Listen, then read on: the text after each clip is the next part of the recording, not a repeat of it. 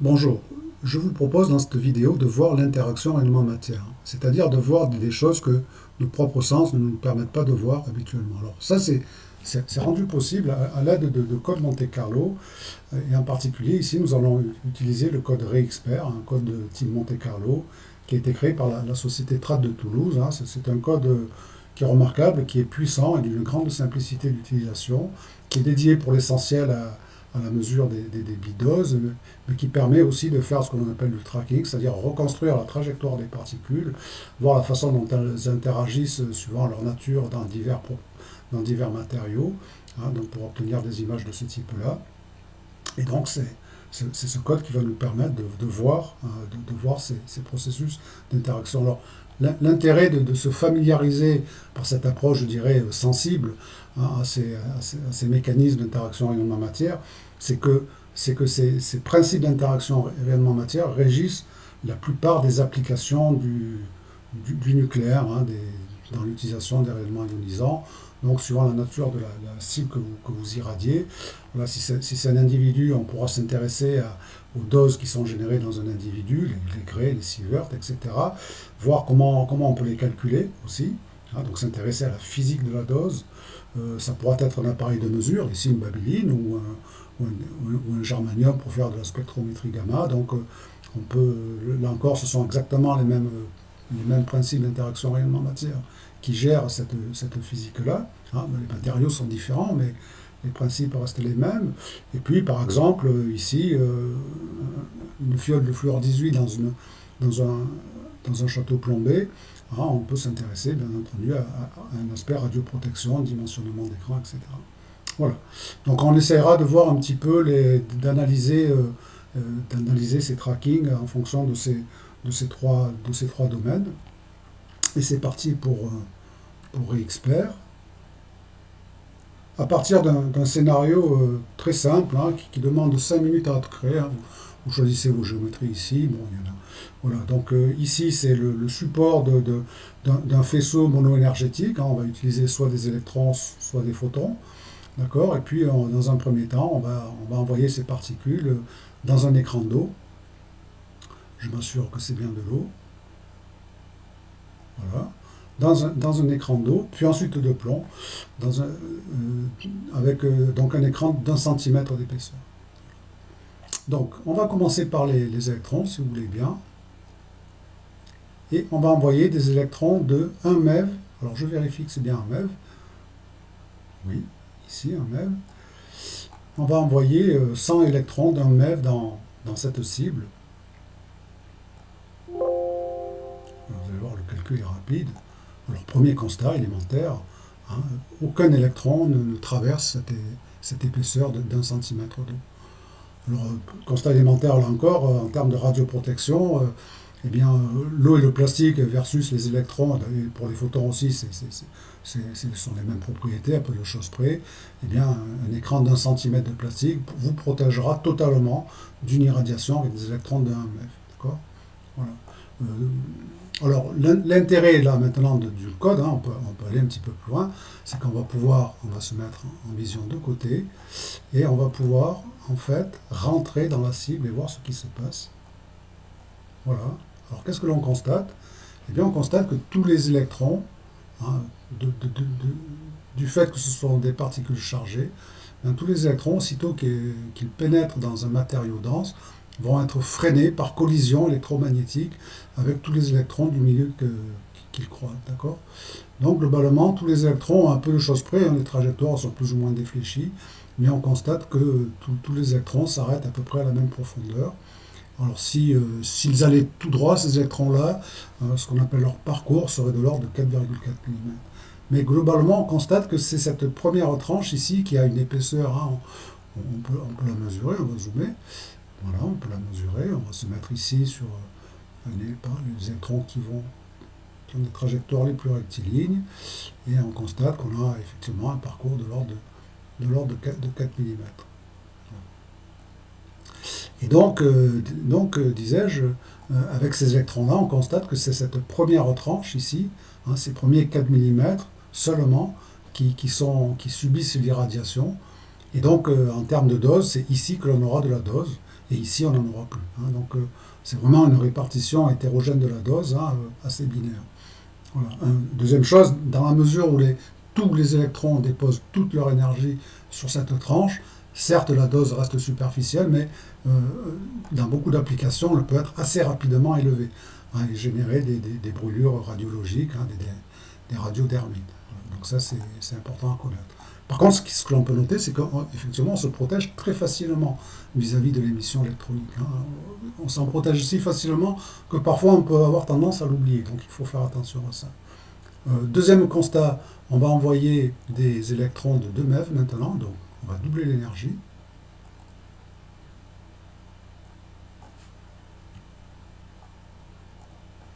Et on va constater la chose suivante, je dirais qui se démontre, hein, tout ça obéit à la loi de Bethe.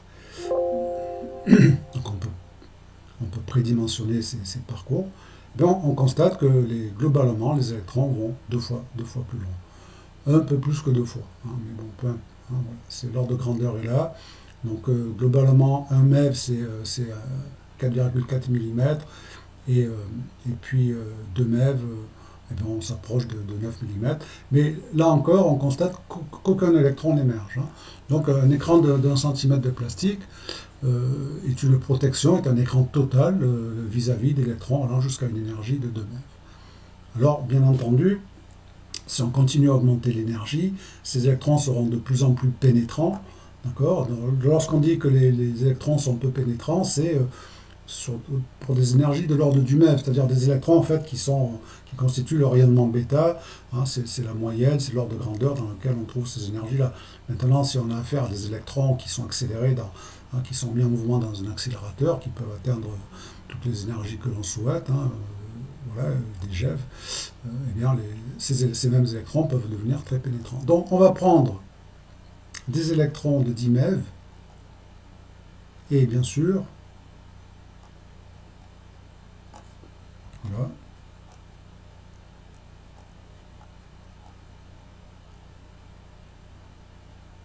Alors, je vais en prendre 50 parce que le calcul est un petit peu plus délicat. Plus d'énergie, donc plus d'interaction, hein, donc il faut que le code suive. Et c'est un petit. Voilà. Donc voilà, c'est ce que l'on obtient, vous pouvez s'y attendre. Hein. Tous les électrons émergent, sauf quelques électrons qui sont susceptibles de rétrodiffuser, c'est-à-dire on a parfois des collisions plus violentes sur les noyaux. Hein, donc on a vraiment ici une rétrodiffusion, donc un électron qui repart en sens inverse. On constate des choses que l'on ne voyait pas à plus faible énergie. Hein, par exemple ici, cette trajectoire-là, eh bien, vous avez l'électron qui est ici, et on constate qu'on a un électron secondaire qui est mis en mouvement. Hein, voilà, ici encore un autre électron mis en mouvement. Alors, si on a affaire à des électrons de 10 MeV, effectivement, 1 cm de plastique ne protège de rien. On pourra noter, hein, ces codes nous permettent de suivre l'énergie des particules. Hein, on constate que l'électron, ici, ressort avec une énergie de l'ordre de 8 MeV. Hein. Donc il a bien perdu 2 MeV dans ce centimètre d'eau. Voilà. Alors face à un faisceau d'électrons de 10 MeV, 1 cm de plastique ne sera pas suffisant. Alors, bien sûr, on peut mettre 5 cm de plastique, mais je vais en profiter je vais garder ces électrons de 10 MeV, je vais juste changer la nature du matériau irradié, et je vais mettre du plomb. Voilà, c'est parti.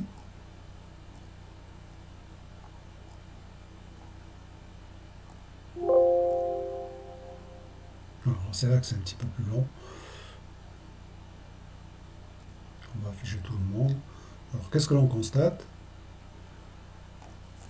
On a, par rapport au scénario initial, hein, donc des électrons d'1 MeV dans 1 cm d'eau, on a maintenant des électrons de 10 MeV, donc énergie 10 fois plus élevée, dans un matériau 11 fois plus dense, et on retrouve une propriété intéressante, c'est que pour l'essentiel, les parcours sont du même ordre de grandeur. En vérité, ils sont un petit peu plus longs, mais bon, hein, ils sont du même ordre de grandeur. La conséquence immédiate de tout cela, c'est qu'aucun électron primaire ne ressort. D'accord ? Par contre, on constate alors on avait, je n'avais pas parlé, hein, ces rayonnements ici coloriés en jaune. Alors en fait, qu'est-ce que c'est ? Eh bien, c'est le rayonnement de freinage. hein. C'est bien comme cela que l'on fabrique un générateur X, en prenant des électrons d'énergie donnée, en les envoyant sur un matériau très dense. Alors en général, ce n'est pas du plomb, c'est du tungstène. Et on va générer un spectre de rayonnement de freinage, un spectre continu entre 0 et qui va jusqu'à l'énergie maximale des électrons envoyés dans l'anode.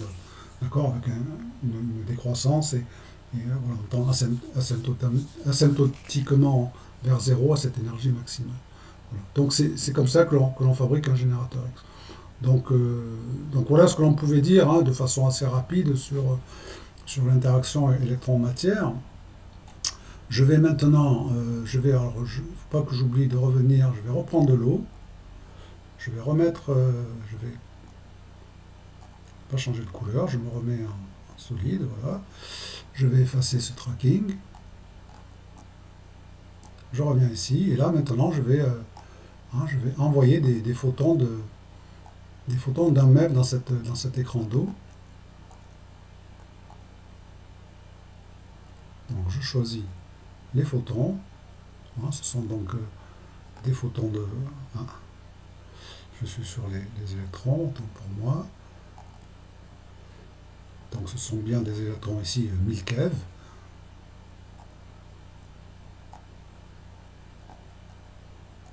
Et là, le constat est totalement différent. On constate que la plupart des photons ressortent sans interagir, hein, parce qu'on voit bien qu'ils ressortent avec exactement la même direction, donc il ne s'est rien passé pour ces photons-là dans la cible. On a quelques photons dont la direction a été modifiée, hein, c'est ici avec une rétrodiffusion. Ah, bon, ça c'est connu, plus ou moins connu, hein, c'est l'effet Compton. Et là encore, l'intérêt d'un code Monte-Carlo, hein, c'est de pouvoir aller voir ce qui se passe dans la cible. Alors ce qui se passe, c'est effectivement, sur un plan statistique, c'est pas grand-chose, puisqu'on peut calculer qu'environ 7% des photons seulement vont interagir dans un centimètre d'eau, mais on va s'intéresser à ces photons qui ont interagi, hein, par exemple celui-ci. Voilà, il est rentré ici, il a eu ce qu'on appelle un parcours libre, il a failli ressortir, et puis on voit qu'il a interagi en ce point, il a même fait 2 interactions successives, hein, on peut même découper, il y a trois effets Compton qui s'enchaînent, hein. Un premier effet Compton ici, avec un électron mis en mouvement. Alors, vous voyez, c'est un effet Compton à angle faible, donc l'énergie transférée à l'électron est très petite, donc la trajectoire est très limitée. Ici, visiblement, un effet Compton, alors ici on ne voit pas d'angle, hein, c'est un effet 3D, hein, la direction doit être dans le plan perpendiculaire, mais un effet Compton avec un électron mis en mouvement avec une énergie d'électrons plus importante, et ici un troisième effet Compton. Donc c'est un effet multiple, hein. Mais globalement, ce que l'on peut dire, c'est que les quelques électrons qui auront interagi ici, le font par effet Compton, hein. Voilà. Ici, on a une image qui est plus nette, je dirais, du photon primaire qui arrive ici. Le photon secondaire, hein, en théorie, c'est plus le même photon. Un photon tout neuf qui repart avec une énergie plus faible et une direction différente. Et ici, un électron qui est mis en mouvement. Ce qui est important dans ce processus, c'est que c'est l'électron qui va déposer l'énergie, hein. C'est cet électron secondaire mis en mouvement ici. Hein, il était tranquillement au repos, il orbitait autour d'un noyau, et toc, là, il encaisse une énergie que l'on peut lire au demeurant. Voilà, ici, il repart avec une énergie d'environ 486 keV, 489 keV, la moitié. D'accord, et c'est cet électron qui va déposer ces 489 keV tout au long de son parcours. Donc c'est l'électron mis en mouvement qui va générer la dose dans un objet. C'est cet électron-là qui sera vu par un détecteur, par un compteur, hein, germanium par exemple, ou qui sera vu par un radiamètre de la même façon. Hein, donc sont toujours les particules chargées qui déposent l'énergie. Voilà, voilà ce que l'on peut dire. Alors je fais un petit passage par Dosimex, hein, qui va nous donner un paramètre essentiel de l'interaction photon-matière. Hein, voilà, des électrons d'1 mètre dans l'eau, eh bien le libre parcours moyen c'est 14 cm. D'accord. Et pourquoi est-ce qu'il est aussi élevé? Eh bien, si on regarde les courbes d'atténuation, on est ici, on est en plein dans l'effet Compton. Hein. Alors si on passe à 100 keV, Voilà, ça permet un petit peu de se faire une idée préalable. À 100 keV, le libre parcours moyen reste assez élevé, 6 cm, on est toujours dans l'effet Compton.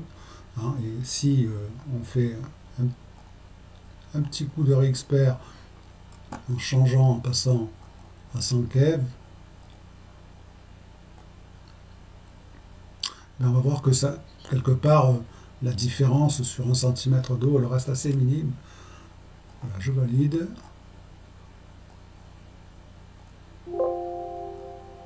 Voilà, on a guère plus d'interaction, je dirais. Hein, on a guère plus d'interaction. Hein, le libre parcours moyen reste centimétrique. Hein, le concept de libre parcours moyen, c'est vraiment la grandeur opérationnelle lorsqu'on s'intéresse à l'interaction photon-matière. Hein, pour mémoire ou pour info, c'est l'inverse du coefficient d'atténuation linéaire. Voilà. Et maintenant, alors, si on repasse ici, plus intéressant, si on repasse ici, si on regarde le libre parcours moyen des électrons de 10 keV seulement, hein, donc ce sera plutôt le domaine des X en général. Là, le libre parcours moyen chute violemment, il est de l'ordre de 2 mm. Et pourquoi? Parce qu'on est en plein dans l'effet photoélectrique. D'accord? Donc si on fait, si on fait un tracking avec des photons de 10 keV seulement,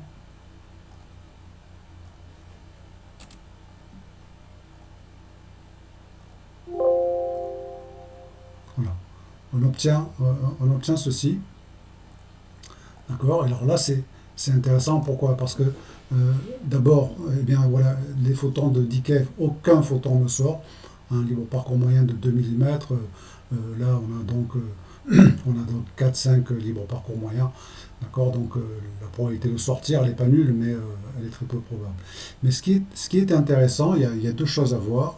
C'est que ici, lorsque le photon interagit, il n'y a pas de photons secondaires. Donc on est vraiment en présence de l'effet photoélectrique. Et si on zoome, hein, alors on va finir par voir, hein, c'est un code qui a une résolution formidable, et bien on va voir le photoélectron mis en mouvement. D'accord? C'est lui qui a encaissé l'énergie de 10 keV. Donc 10 keV, c'est vraiment moins l'énergie de liaison dans l'eau, quelques électrons. Enfin, c'est vraiment un parcours minime, hein, mais néanmoins, c'est ce photoélectron qui va déposer l'énergie qui a été transférée des photons aux électrons. Voilà. Et deuxième chose à voir, et là c'est net, c'est la profondeur d'interaction, hein, qui est vraiment aléatoire. C'est-à-dire que vous avez ici un photon qui a interagi à quelques 6 mm, et puis des photons qui ont interagi ici, vous voyez, quasiment au point d'entrée. Hein, donc la profondeur d'interaction est totalement aléatoire. Hein, c'est ce qui caractérise l'interaction photon-matière, c'est cet aspect aléatoire. Voilà. Alors voilà ce que l'on peut dire ici. Ensuite, bien entendu, voir dans le plan, ça ne va pas changer, grand-chose. Par contre, ce que je vous propose, c'est, pour terminer, c'est une autre vision, ici, voilà. Alors, on recommence là aussi avec une cible en eau, avec donc une cible qui est en eau. La différence, ce sont les dimensions. Hein. La cible fait, rayon de 10 cm, donc un diamètre de 20 cm et une hauteur de 20 cm. Hein. C'est un orthocylindre. Et le faisceau est beaucoup plus resserré. Hein. C'est un faisceau mince. Ça va permettre de voir un peu le comportement, j'ai envie de dire, collectif. Donc on va commencer par envoyer un faisceau mince d'électrons. Alors je vais vérifier, hein, ce sont des électrons de 10 MeV, oui. Et alors j'en envoie, je peux en envoyer 50.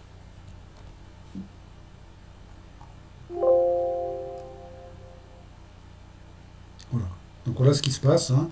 On a ces électrons ici qui ont ce parcours de 10 MeV, donc hein, qui est limité à quelques 5 cm globalement, avec, ici on va retrouver du rayonnement de freinage, même si c'est dans l'eau, on fait quand même du rayonnement de freinage, avec des électrons de 10 MeV, et on voit la déflexion des trajectoires créer ce que les microscopistes avec les microscopes électroniques appellent des poires d'interaction. On ne peut pas vraiment parler de diffusion.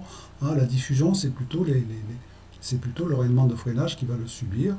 Alors de la même façon, on peut envoyer un faisceau de photons. Alors je vais envoyer des photons d'un MEF toujours, en faisceau mince. Voilà, je recommence.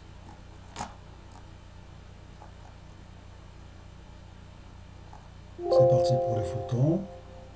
Et ici, ce que l'on voit, c'est vraiment, enfin, ce qui est mis en évidence ici, c'est la diffusion, voire la multidiffusion de ces photons. D'accord. Hein, on a le faisceau mince qui réémerge ici, mais globalement, si on regarde sur un plan global, eh bien, ce cylindre d'eau assez volumineux, qui est pas loin d'être un fantôme anthropomorphe quelque part, eh bien, c'est essentiellement un diffuseur de photons. Nous sommes nous-mêmes de très bons diffuseurs de photons de 1 mètre, hein, voilà, par effet Compton. Alors, on va changer de nature de particules et je vais utiliser ce même cylindre pour envoyer maintenant des neutrons. Donc ça, c'était les derniers modules de RayExpert qui le permet. Alors je vais envoyer des neutrons, logiquement de 1 MeV, je vérifie. Oui. Je vais l'envoyer 10, ce sera suffisant, voire peut-être 5. Allez, soyons... Ouais, c'est parti.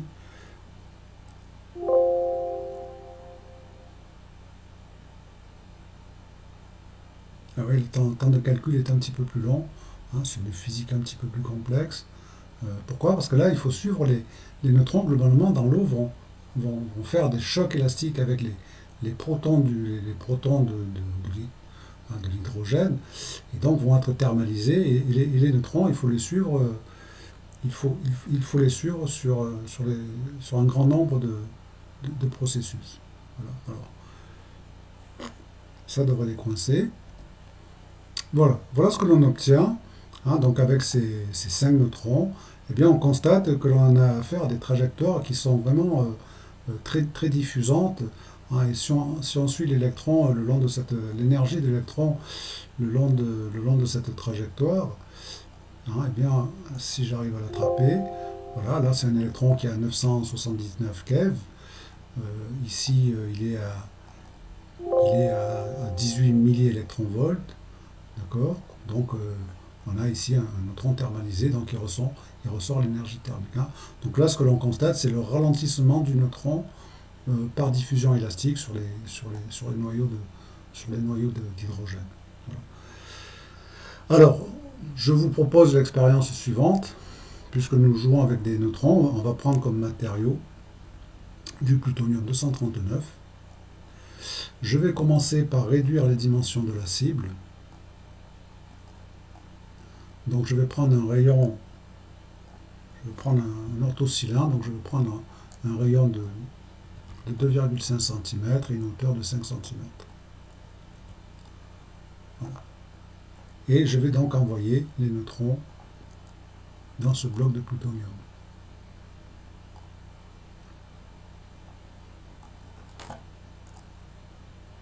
C'est parti.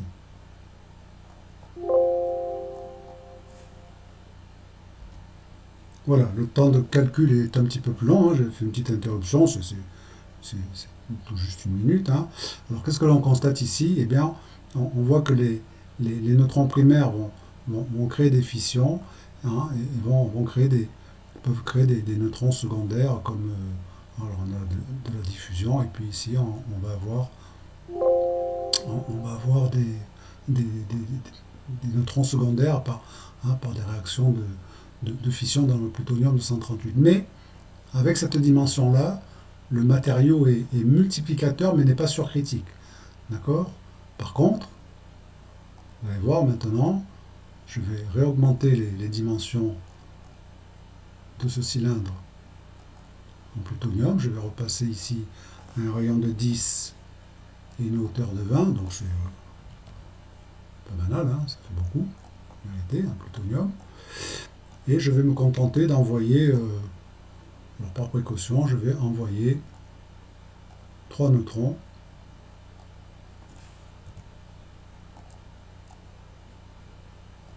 Voilà, c'est parti.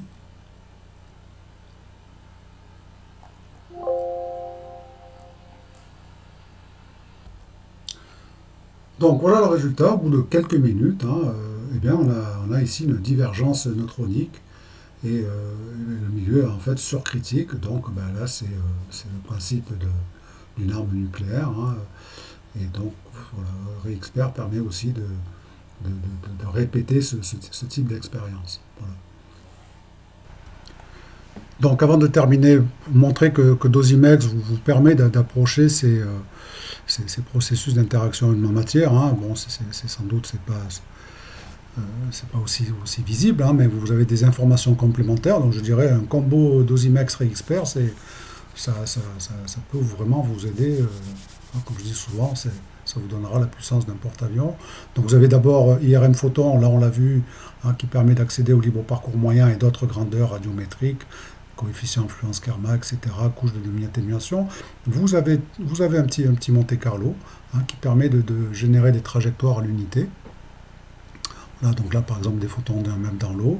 Hein, on voit ici la diffusion avec l'historique, hein, les angles de diffusion, l'énergie des photons secondaires, etc. Vous avez pour les particules chargées, un outil qui vous permet de calculer ces fameux parcours. Alors, donc là, dans des électrons d'un MeV dans l'eau, eh bien, vous retrouvez les 4,4 mm. 2 MeV dans l'eau, c'est un peu plus que le double, 9,78 mm. Hein, c'est presque le centimètre de notre écran. Hein. Si vous passez maintenant à 10 MeV, donc dans le plomb, voilà, vous retrouvez ce qu'on avait vu, un parcours qui est du même ordre de grandeur qu'un même dans l'eau, hein, un peu plus que 5,6 mm. Voilà. Et enfin, alors à noter que vous avez aussi, vous pouvez regarder les parcours d'autres particules chargées, lourdes, hein, par exemple. Et vous avez, pour terminer, vous avez Dosimex-N qui permet de calculer des débits-doses, mais de reproduire des trajectoires. Là encore, c'est un Monte Carlo, par exemple. Ici, on envoie à partir du centre d'une sphère des photons de 1 MeV dans 20 cm d'eau. Et donc, ça vous permet de retrouver ces processus. Voilà, avec là encore l'historique. Hein, ici, le neutron est thermalisé. Voilà.